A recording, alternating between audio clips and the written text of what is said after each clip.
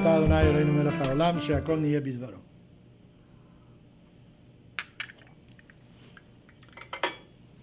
The plague that really decided the fate of the Jewish people was the death of the firstborn. So Moses told Pharaoh, I want you to know that around midnight, all the firstborn are going to die. And of course, when that happened, immediately Pharaoh couldn't tolerate it anymore, and he expelled the Jewish people from Egypt. Actually, God told him, at midnight, I am going to kill all the firstborn.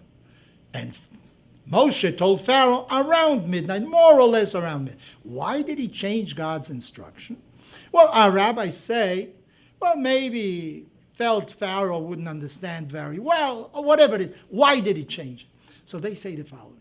Had he said at midnight, then the astrologers of Pharaoh, his scientists of that age, could have said to him, it isn't really midnight. There's still 2 seconds before midnight, because they didn't have a precise clock really to know when exactly is midnight. God knows exactly when midnight is. So Moses felt the astrologers of Pharaoh are going to tell him, God is not right because he said midnight and he didn't do it exactly at midnight. He's not the true God. In order to avoid that, he said, well, more or less around midnight. But yet we see midnight is there. Why the precise time? And you see that also in Jewish law. You have to observe Shabbat at this time.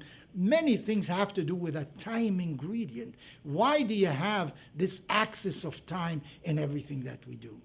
Maybe, first of all, to show you the difference. A slave has no time. What does he care what day of the week it is? He's got to go out to work. It isn't that tomorrow, in another few days, he'll go elsewhere. Every day is the same. He loses the value of time. So the Torah is trying to tell us, I'm taking you out of slavery, but I'm also going to teach you what time is, exact time. And you have to make sure that you take advantage of every moment, because this is the most democratic ingredient that is in nature. We don't all have the same muscles. Some are stronger than others.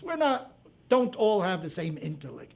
We can't all play a musical instrument. We don't have the inclination for it. Not everybody can learn how to play chess well.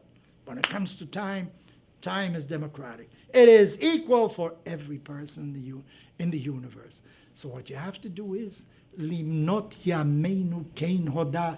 The psalmist says, teach us how to count our days. Learn how to count every minute. And Judaism is full of such examples. In the morning you have to do this. In the afternoon you have to do that. You have to be very careful about time.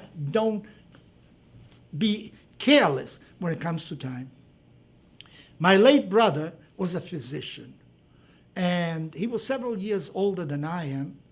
And unfortunately, he's no longer there, but he was like a second father to me, because he was also versed in general knowledge and science. My late father had only gone to yeshivas and nothing else, but my late brother was more of a role model in that sense, because he knew of both worlds. But there's one characteristic I always remembered of him. He never wasted a moment of time. I don't know if he would go to a movie. He felt it was a waste of time. And I have nothing against movies. I love to watch movies. But he made sure that every moment that he was awake, he was reading, he was studying, he was seeing a patient, he was speaking to his children. It was being utilized in the most effective manner. So maybe one of the teachings of the Exodus of Egypt, when God says at midnight, be sure that you know how to take advantage. Learn to value the time element, because you are being given that. As a slave, you never had it. Now you have it. Make sure that each day counts, that each day you grow more.